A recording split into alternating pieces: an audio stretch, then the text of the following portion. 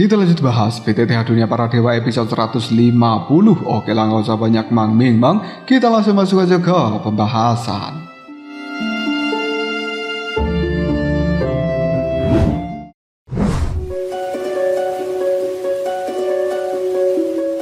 Setelah kabut putih menyelimuti, semua kembali tenang. Sosok dari kapten berjubah hitam tidak lagi terlihat. Namun kegelisahan tiba-tiba melanda hati Soyen, membuat jantungnya berdebar kencang. Mengingat tatapan mata terakhir dari sang kapten berjubah hitam itu penuh dengan kegilaan, hampir seperti iblis yang membuat Soyen dengan cepat bergerak mundur. Raungan keengganan meletus dari dalam kabut berwarna putih dan tiba-tiba pung! Sebuah patung es muncul kembali. Hancur seketika, energi merah menyebar, menerobos pecahan es yang kemudian membawa sebuah pedang yang sangat tajam menusuk ke arah Soyen. Laki-laki itu merupakan sang kapten berjubah hitam yang telah menggunakan kekuatan terakhirnya untuk menyerang Soyen. Dan hal seperti ini membuat Soyen tidak pernah menyangka bahwa kapten berjubah hitam ini setelah menderita luka terus-menerus masih mampu melepaskan kekuatan yang sangat dahsyat. Soyen kemudian menggunakan pedang berat kuno api surgawi untuk menahan serangan dari pedang itu. Di dadanya benturan yang keras akhirnya dar menghantam pedang berat kuno api surgawi, membuat Soyen bisa merasakan tubuhnya langsung terlempar ke belakang. Dan kali ini rasanya dada Soyen seperti retak. Cairan merah langsung dimuntahkan oleh Soyen. Setelah berguling beberapa kali di dasar kolam hitam ini, Soyen akhirnya berhenti. Dia masih belum mampu menetralkan momentum dari kekuatan pedang merah. Tulang-tulang putih yang hancur di dalam dadanya kini telah menusuk paru-paru Soyen menembus, membuat cairan merah mengalir keluar dari dalamnya, mewarnai sebagian besar air di dalam kolam hitam ini. Rasa sakit yang hampir membuat Soyen pingsan, tapi dia tahu apabila Soyen pingsan di dalam tempat ini maka dia tidak akan pernah memiliki sebuah kesempatan untuk bangun kembali. Tinju kanan dari Soyen diayunkan menuju pedang merah yang telah menekan dadanya dan kemudian degar. Hal itu tidak menemui perlawanan. Pukulan yang dilayangkan Soyen benar-benar mengenai pedang merah ini yang kemudian juga telah menyelimuti sosok dari kapten berjubah hitam. Bagian tubuh mana yang terkena oleh Soyen, sama sekali dia tidak peduli dengan hal itu. Pikiran Soyen pun mulai kabur. Dia sudah seperti kehilangan arah, mengubah tinju menjadi cakar dan kemudian mencengkeram pedang yang telah menusuk dadanya. Lalu Soyen mengangkat lengannya, melemparkan pedang itu kepada bayangan berwarna merah yang tidak lain adalah si kapten berjubah hitam. Tekanan di dalam dada Soyen berkurang dan kali ini cairan merah kembali keluar dari dalam dada Soyen, memaksa dia terus membuka matanya melihat pada sang kapten berjubah hitam yang ada di depan sana. Soyen tanpa ragu lagi langsung meminum cairan Qingling dan Soyen mati-matian mengalirkan energi yang hampir habis ke dalam tubuhnya. Semangat bertarung tak kenal lelah membuat mata Soyen tetap terbuka. Dia sedikit menyipitkan matanya dan menunggu reaksi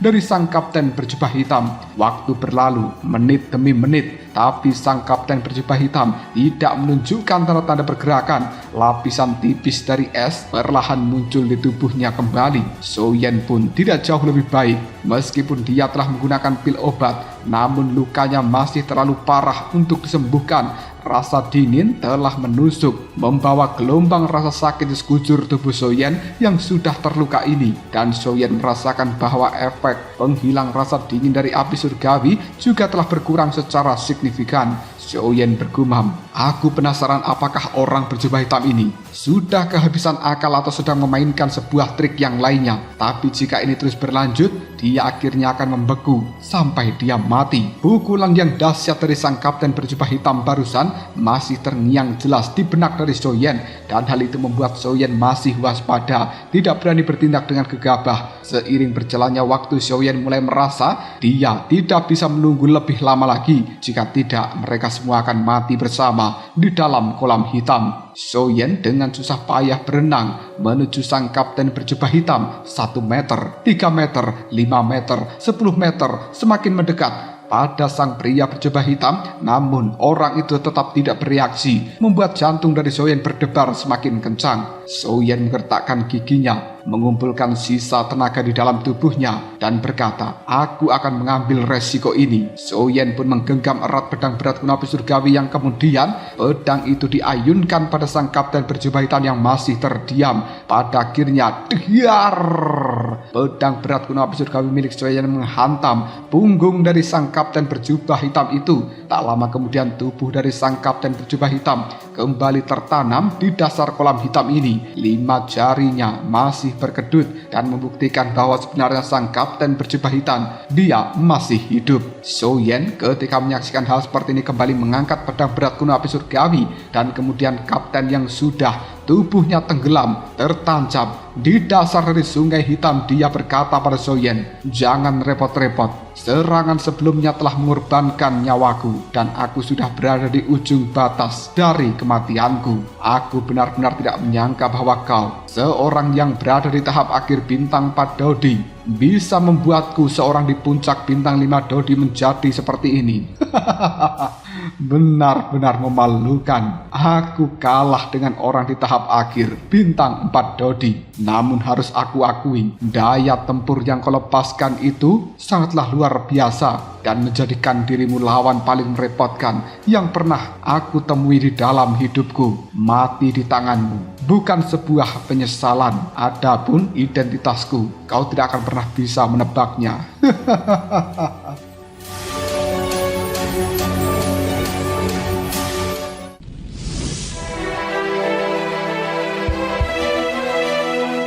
Setelah berkata seperti ini, kelopak mata dari sang kapten berjubah hitam langsung sedikit meredup dan dia perlahan menutup matanya. Kekuatan hidup di dalam tubuh kapten berjubah hitam sudah tidak ada lagi. Soyen menyipitkan matanya dan berkata, "Apakah dia sebenarnya telah benar-benar mati?" Soyen mendekat, sedikit menendang tubuh dari sang kapten menggunakan ujung jari kakinya. Lalu tubuh dari sang kapten pun tergeletak. Soyen merasa cukup lega. Namun kali ini Soyen juga telah kehabisan kekuatan. Pedang kuno api surgawi yang ada di tangannya pun terlepas. Lalu Soyen terjatuh di samping dari tubuh kapten berjubah hitam. Dia lalu bergumam, tidak heran dia begitu kuat. Ternyata dia berada di puncak bintang 5 Dodi. Untungnya serangan terakhir itu memang serangan yang sudah menghabiskan kekuatan nyawanya. Jika tidak, mungkin aku yang akan binasa hari ini. Sayang sekali, aku tetap tidak mendapatkan petunjuk apapun tentang identitas pria berjubah hitam ini. Kesadaran Soyen mulai kabur. Akhirnya dia tidak mampu bertahan, kemudian pingsan. Kita berpindah pada halaman klan Xiao. Di sebuah aula yang sangat besar dari tempat ini, tiba-tiba Zeni yang menggunakan jubah berwarna hijau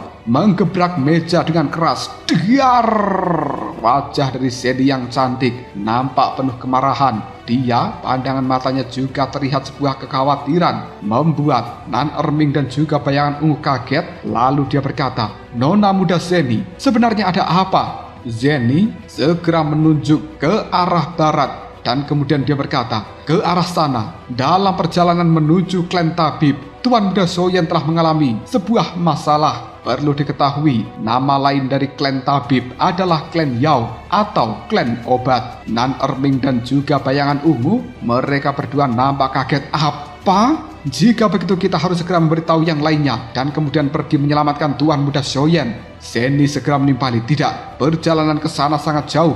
Bahkan indraku cukup kabur. Aku tidak tahu apakah kita masih akan bisa sampai tepat waktu atau tidak. Sekarang tidak ada waktu lagi untuk memberitahukan pada yang lainnya. Nan Erming, bayangan ungu, ayo kita bertiga segera berangkat untuk menuju ke tempat dari Soyen." Nan Erming, bayangan ungu menganggukkan kepalanya dan kemudian mereka bertiga dipimpin oleh Zeni segera melesat melintasi langit dari halaman klan Xiao menghilang di cakrawala. Waktu berlalu entah berapa lama. Soyen merasakan aliran hangat telah mengalir di sekujur tubuhnya yang pegal. Mata Soyen perlahan terbuka namun dia menyipit mengamati setiap sudut-sudut gelap dari tempat ini. Setelah secara bertahap menyesuaikan diri, dia perlahan membuka mata sepenuhnya dan Soyen berkata penuh keterkejutan, Bukankah seharusnya aku berada di tempat dasar sungai yang sangat dingin? Bahkan dengan api surgawi yang telah melindungi tubuhku, aku masih merasa sangat kedinginan. Terlebih lagi kekuatan api surgawi sudah sangat berkurang setelah aku pingsan.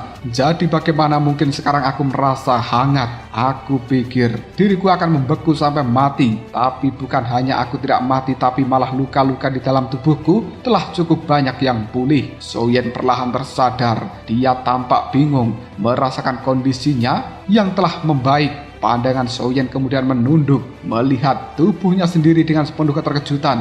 Dan kali ini, api surgawi yang telah melindungi tubuh dari Soyen sebenarnya telah ditarik kembali ke dalam dirinya.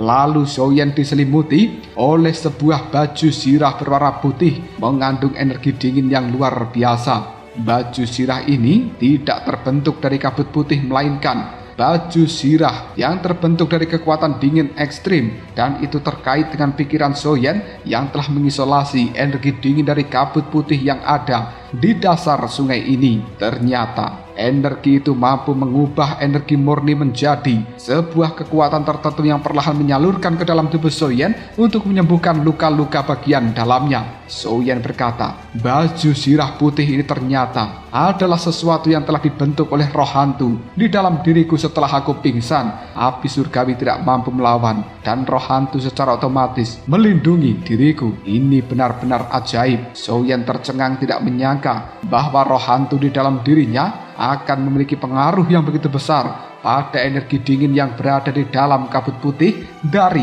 dasar sungai hitam ini. Soyen kemudian berkata kembali, seandainya aku mengaktifkan kekuatan roh hantu dari awal dan langsung menarik orang berjubah hitam ini ke dalam kabut putih untuk bertarung, aku pasti tidak akan berakhir dengan situasi seperti ini. Soyen menggelengkan kepalanya penuh penyesalan, namun semuanya sudah terjadi. Detik berikutnya Soyen berdiri menatap baju sirah putih yang telah menutupi dirinya. Lalu dia melihat pada kabut putih yang ada di tempat sekitar. Soyen berkata, roh hantu merupakan objek paling dingin yang ada di dalam dunia ini. Aku belum pernah mendengar dia secara otomatis membentuk sebuah baju sirah yang menyelimuti tubuhku. Mungkin energi dingin yang biasa-biasa saja tidak akan mampu merangsang spiritualitas dari roh hantu.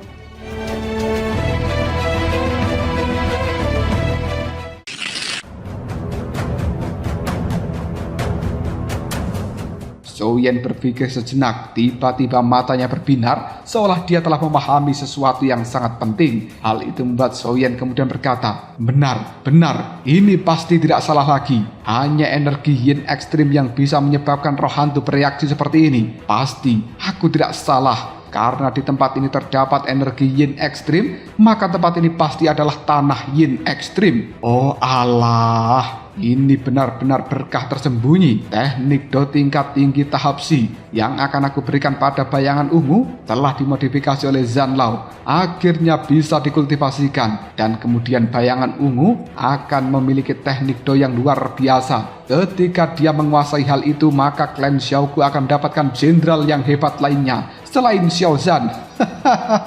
Semakin Soyen memikirkan hal seperti ini, dia semakin bersemangat. Bahkan suasana hatinya terus membaik. Soyen menenangkan dirinya, kemudian dia berkata, namun pertempuran di sini berlangsung cukup lama. Aku tidak tahu berapa lama aku tidak sadarkan diri. Jika aku tinggal lebih lama lagi di dasar sungai, aku khawatir akan menimbulkan banyak masalah yang tidak diperlukan. Maka dari itu diriku harus segera pergi dari dalam tempat ini. Soyen pun segera melangkah menuju mayat dari sang kapten berjubah hitam, dan dia melihat mayat ini sambil menggelengkan kepalanya. Soyen menendang tubuh dari sang kapten berjubah hitam, lalu menggeledah seluruh tubuhnya, dan dia tidak menemukan apapun kecuali senjata dan juga pil obat. Soyen menatap dengan seksama jubah yang digunakan oleh sang kapten ini, yang kemudian tertulis kata-kata merah. Namun Soyen tidak tahu kekuatan mana yang memiliki kata-kata merah di jubahnya seperti ini. Soyen berkata, selalu begitu tertutup, tidak ingin terlihat. bahkan mengirimkan Dodi tingkat tinggi untuk memburu diriku dengan sangat hati-hati tanpa meninggalkan jejak apapun. Orang-orang ini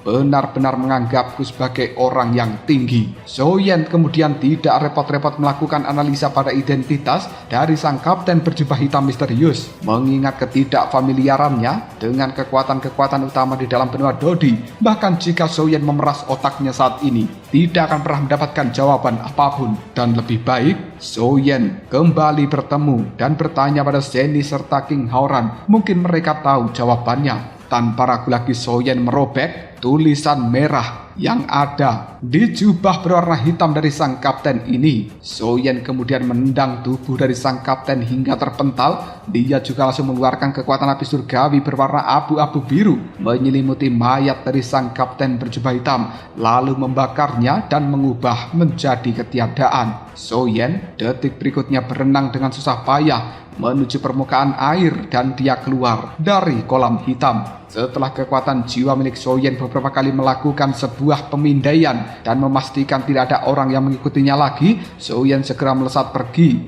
mengambil jalan memutar menuju lokasi dari klan Tabib atau klan Yao, dan juga memiliki nama lain sebagai klan Obat. Setelah 2 pengejaran sebelumnya, Soyen menjadi semakin waspada. Kekuatan jiwanya tetap siaga tingkat tinggi. Dia bergerak dengan hati-hati, melintasi hutan menyeberangi pegunungan Tante Ernie. Pada saat yang sama, di dalam Balai Bill dan juga di dalam markas pusat Aliansi Bayangan, tiba-tiba saja degar perang duar.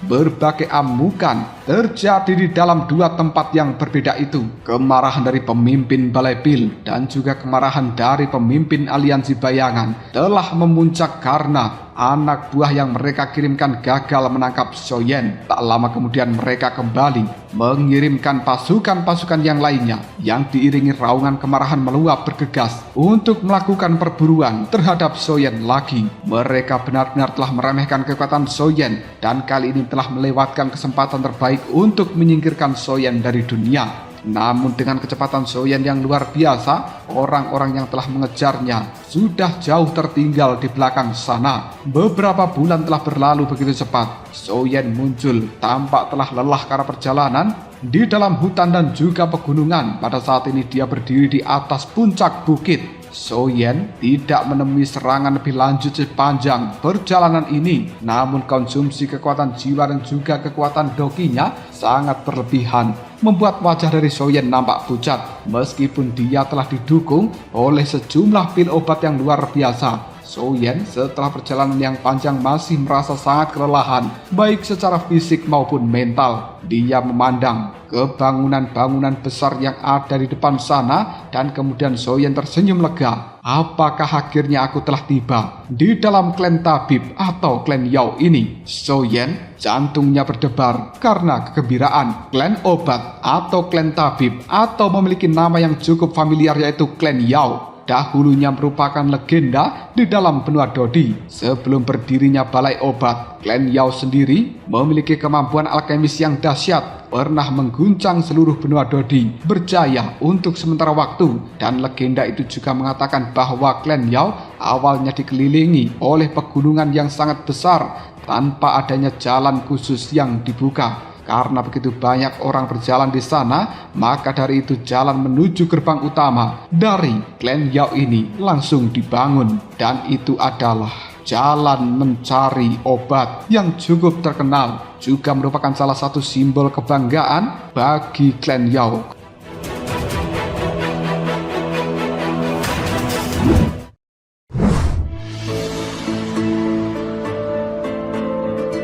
Konon siapapun yang melangkah di jalan mencari obat yang berupa jembatan sangat besar ini, untuk mencari obat mereka harus melakukan ritual tertinggi dengan penuh hormat. Jika tidak, maka akan dianggap sebagai penghinaan terhadap klan Tabib atau klan Yao atau klan Obat ini. Untuk selanjutnya kita sebut klan Tabib sebagai klan Yao saja. Dan itu menunjukkan prestasi yang luar biasa dari klan Yao yang tidak terbatas pada masa lalu. Klan Yao jarang bergerak di dalam benua Dodi, bukan karena mereka adalah orang yang memiliki profil rendah, melainkan karena para anggota dari klan Yao terlalu arogan, memandang segala sesuatu dengan cukup rendah. Meskipun banyak orang datang ke dalam klan Yao untuk mencari obat, mereka tidak banyak yang benar-benar berhasil dan semuanya mengalami banyak kesulitan serta perlakuan dingin dari orang-orang sombong di dalam klan Yao ini. Seiring berjalannya waktu, pada akhirnya prestasi dari klan Yao pun merosot. Hal itu memungkinkan balai pil atau balai obat untuk bangkit dengan cepat menggantikan posisi dari klan Yao ini. Menghadapi ras yang sangat arogan bukan tugas yang mudah, kata Shoyen. Pada akhirnya Shoyen memandang jembatan besar yang merupakan jembatan jalan mencari obat yang dahulunya sangat megah, kini telah dipenuhi oleh lubang-lubang dan juga banyak ditumbuhi lumut. Shoyen berkata kembali, namun kecurigaanku terhadap klan Yao yang melakukan pengejaran pada diriku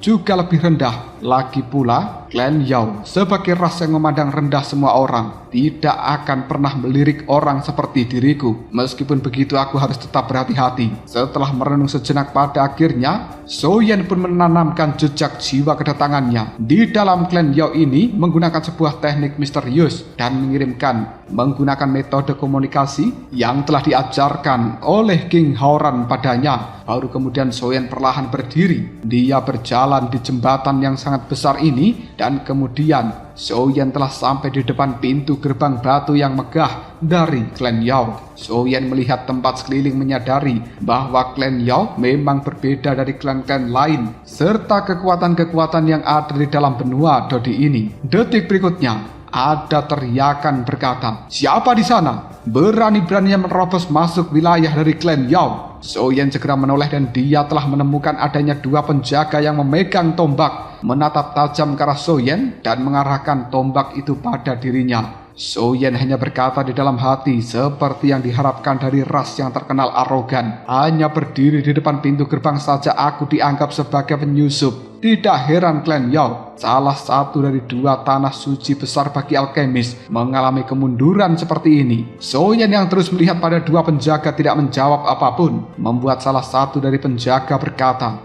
dasar jangkrik kurang ajar. Beraninya kau tidak menjawab pertanyaan kami. Untuk apa kau di wilayah dari klan Yao? Dan bahkan kau sedikit tersenyum menunjukkan sebuah cemoohan. Apakah kau sudah bosan hidup? Setelah Shoyen meraih ketenarannya di dalam benua Dodi ini, belum pernah dia menerima sambutan sedingin itu. Ekspresi wajah dari Shoyen langsung terlihat muram. Tapi dia segera ingat bahwa tujuannya datang ke tempat ini adalah untuk meminta sesuatu. Jadi Shoyen menekan amarahnya, menangkupkan kedua tangannya pada kedua penjaga ini sambil berkata, "Perkenalkan, junior ini adalah Shoyen. Aku datang untuk berkunjung dan ingin bertemu dengan pemimpin klan Yao. Aku harap kalian berkenan untuk mengumumkan kedatanganku." Salah seorang penjaga mengerutkan keningnya. "Shoyen? Siapa itu? Kita berdua belum pernah mendengar nama Shoyen." Penjaga yang satunya juga menimpali.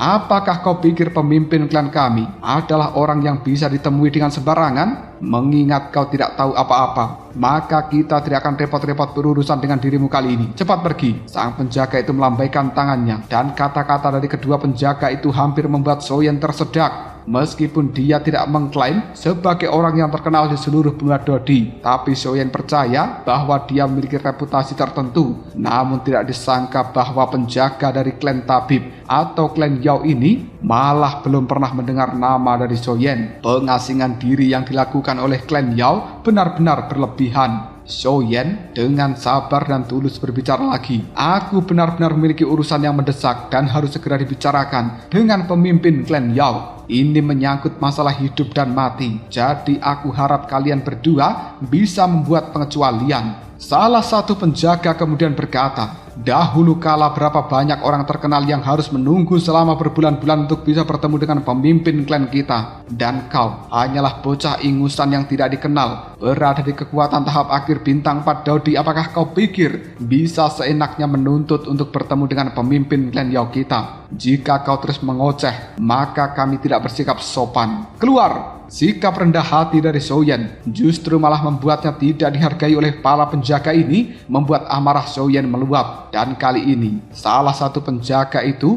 tangannya menepuk bahu dari Shoyen berniat untuk mendorongnya pergi. Namun Shoyen tetap diam. Energi telah dialirkan pada kakinya dan dia membiarkan tangan itu terus menekan bahu dari Soyen mencoba mendorongnya. Sang penjaga mendorong dengan keras berharap Soyen mundur, tapi ternyata tidak bergeming sama sekali.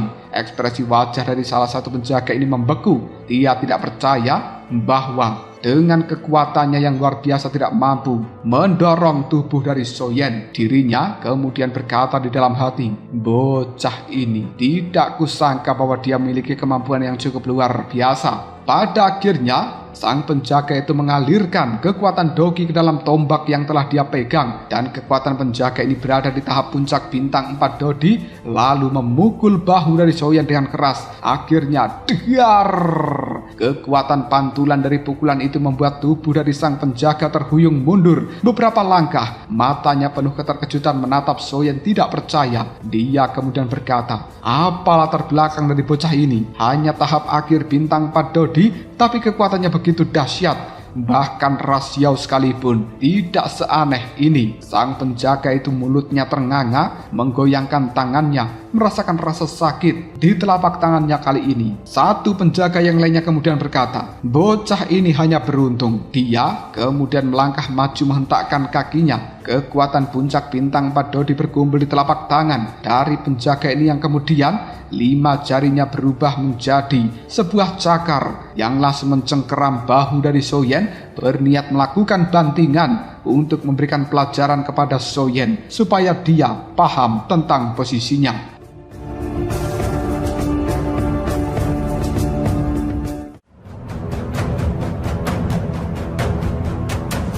Lalu apakah yang akan terjadi selanjutnya? Mungkinkah Soyen akan benar-benar terusir dari klan Yao ini? Ataukah kedua penjaga akan dibuat semakin terkejut oleh kemampuan Soyen? Jika kalian penasaran, tunggu aja jawabannya di next video. Ngobrol Shop.